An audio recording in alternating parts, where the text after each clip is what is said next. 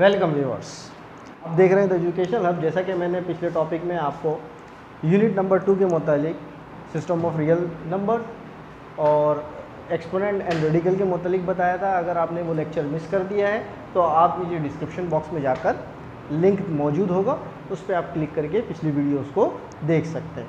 आए unit number 2 के topic को हम मज़ीद आगे की तरफ लेकर जाते हैं। हम एक्सपोनेंट के लॉज को पढ़ते हैं। अच्छा, कुछ लॉज हैं एक्सपोनेंट, लॉज ऑफ एक्सपोनेंट। पहला लॉ हमारे पास है law of product of power. ये it's mean in the product of different powers, अगर कोई मुख्तलिफ पावर्स हैं और प्रोडक्ट की फॉर्म में हैविंग द सेम बेस, जिनके बेस सेम हो, ठीक है, the exponent are added, exponent को हम ऐड कर देंगे and the base remain unchanged. यानी हम क्या है, दोबारा से मैं बता रहा हूँ कि अगर दो एक्सपोनेंट जो है वो मल्टीप्लिकेशन के फॉर्म में है और बेस सेम है, बेस सेम होना ज़रूरी है। अगर बेस सेम है तो हम उनको ऐड कर देंगे, ठीक है। एग्जाम्पल अगर मैं दे रहा हूँ, जैसे 5 की पावर 2 मल्टीप्लाई बाय 5 की पावर 3, तो देखा जाए बेस सेम है लेकिन पावर जो है वो प्रोडक्ट की फॉर्म में है, तो हम इसे क्या कर देंगे, ऐड कर देंगे। बेस को एक ही दफ़ा लिखेंगे, 2 + 3 = 5, ठीक है।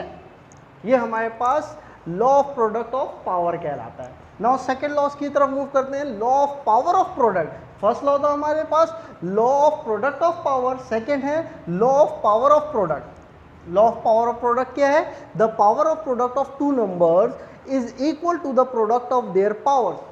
अगर दो नंबर प्रोडक्ट की फॉर्म में है, उनका पावर है, उनके ऊपर पावर मौजूद है, तो वो बराबर होगा सेपरेट पावर के। फॉर एग्जांपल अगर नंबर लिखा है 2 × 5, इसकी पावर है 3, तो हमारे पास क्या होगा, इसको सॉल्व करेंगे तो सेपरेटली 2 की पावर 3 × 5 की पावर 3, इसे हम कहते हैं law of power of product. Now तीसरे लॉ की तरफ मूव करते हैं, law of power of a power. अगर पावर के ऊपर पावर है तो उस लॉ से मुतालिक क्या है, in taking power of power the base remain same, base को सेम रखना है, while we get a new exponent of the base which is equal to the product of the two exponent. अब जो base है उसको हम किस तरीके से कर सकते हैं, 5 स्क्वायर के ऊपर क्यूब, तो हम इसे इस तरह से लिख सकते हैं 5 2 × 3, ठीक है। तो ये हमारे पास थर्ड लॉ। फोर्थ लॉ की तरफ आते हैं, law of quotient of power. In the case of the quotient of power having the same base, we subtract the exponent of the denominator. Denominator और नोमिनेटर के मुतालिक मैं दोबारा बता दूंगा, ठीक है। From that the numerator the base remain unchanged. Denominator numerator क्या है, फॉर एग्जाम्पल अगर मैं किसी रियल नंबर को कॉमन फ्रैक्शन की फॉर्म में लिखता हूँ 2/3, इसे हम कॉमन फ्रैक्शन कहते हैं, ठीक है।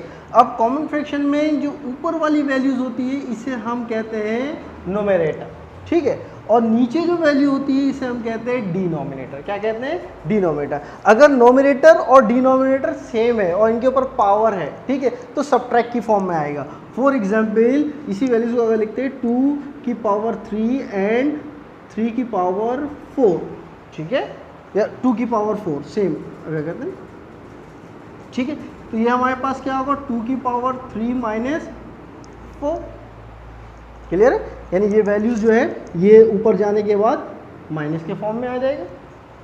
Then law of product of quotient. Law of product of quotient क्या है कि अगर कोई कॉमन फ्रैक्शन मौजूद है, उसके ऊपर पावर है, तो उसको सॉल्व करते हुए हम पावर क्या कर देंगे, दोनों के ऊपर सेपरेट कर देंगे।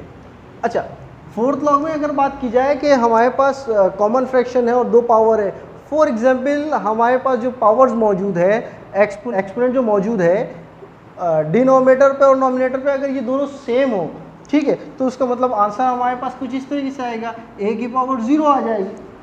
और हम अमूमन जानते हैं कि किसी भी बेस की पावर 0 है तो वो हमेशा 1 के इक्वल आता है।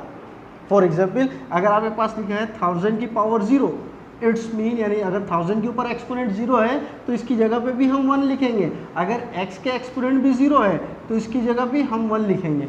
तो हम इसे साबित करेंगे कि हाउ इट पॉसिबल, कैसे ये मुमकिन है कि अगर किसी भी बेस की पावर 0 है तो वो 1 के इक्वल आएगी, ठीक है। नाउ व्यूअर्स, हम प्रूफ करने जा रहे हैं कि अगर किसी भी बेस का एक्सपोनेंट 0 है तो वो 1 के इक्वल किस तरह से होता है।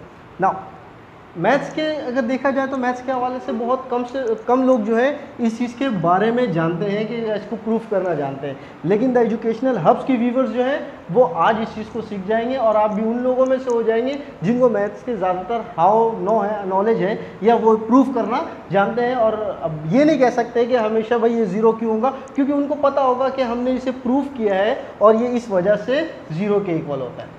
लेट अगर सपोज किया, लेट करते हैं, ठीक है, लेफ्ट हैंड साइड पहले हमने कर लिया। लेफ्ट हैंड साइड हमारे पास क्या है, x की पावर 0। अब इसे अगर हमने इस तरह से कर लिया, ठीक है, x 1 माइनस 1 लिख सकते हैं, यानी 1 में से 1 सब्ट्रैक्ट करेंगे तो हमारे पास आंसर क्या आएगा, 0, ठीक है। नाउ कि मैं इसको इस तरह से लिख सकता हूँ, मल्टीप्लाई x की पावर -1, यानी इसको मैंने दोनों पावर में अलग अलग ब्रेक कर लिया। नाउ x की पावर 1, अब इसे नोमिनेटर से डिनोमिनेटर पे लाएंगे, तो जब नोमिनेटर से डिनोमिनेटर या डिनोमिनेटर से नोमिनेटर में लेके जाते हैं तो एक्सपोनेंट के साइन को हम चेंज कर देते हैं। यहाँ एक्सपोनेंट का साइन नेगेटिव है, हम जब इसे नीचे लेके आएंगे तो पॉजिटिव में लेके आएंगे। अब x से x कैंसिल, यानी 1 1, तो देखा जाए ये हमारे पास क्या आएगा, 1, क्योंकि हम डिनोमिनेटर में 1 को रिप्रेजेंट नहीं करते, तो हमारे पास ये प्रूव हो गया कि x की पावर ऑलवेज इक्वल टू 1, यानी x की पावर अगर 0 है या किसी भी चीज़ की पावर 0 है तो आप उसकी जगह क्या लिखेंगे, 1 लिखेंगे। आई होप आपको ये लेक्चर समझ में आया होगा, ठीक है। और मेरी पिछली वीडियोस को देखने के लिए, पिछले लेक्चर्स को देखने के लिए आप डिस्क्रिप्शन में जाकर लिंक मौजूद है, उस पर क्लिक करके आप प्लेलिस्ट में देख सकते हैं आपको जो भी लेक्चर देखना है। और अगर आपको इसके हवाले से कोई भी क्वेश्चन करनी है या मैथ्स के हवाले से कोई प्रॉब्लम मौजूद आपको फेस करना पड़ रहा है तो आप उसे कमेंट सेक्शन में जाके कमेंट्स कर सकते हैं और जितना जल्दी होगा हम इसे आपका फीडबैक देंगे, ठीक है। और इस वीडियोज़ को जितना से ज़्यादा हो सके शेयर करें, लाइक करें और सब्सक्राइब करें।